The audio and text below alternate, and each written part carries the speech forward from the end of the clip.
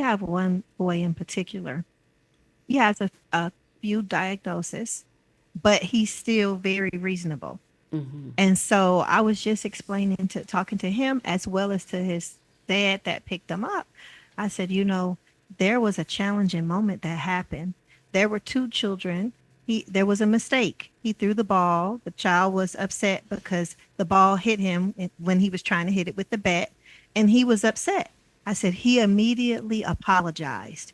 He said, "I did not mean to do it. I'm sorry. It was a mistake." The other child, whose sibling was in the class, they weren't ready to let it go. Mm-hmm. They kept going and kept going. So the teacher was like, well, let's just all go in and let's take a seat and just cool down. When they came inside, this child separated himself and sat at another table because he knew they were still upset and fussy. Mm-hmm. And they kept trying to talk. He would not bite.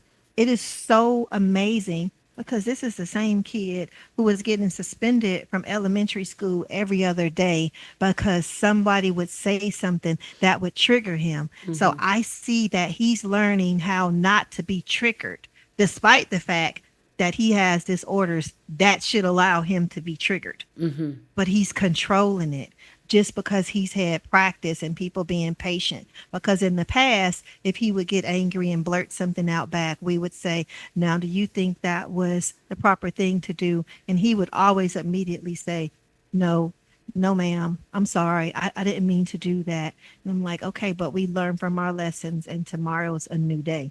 So when he did that, I wanted to make sure he was reinforced with the positivity behind what he did. And I made sure I was at the door when his dad came in so I can explain to them how great this was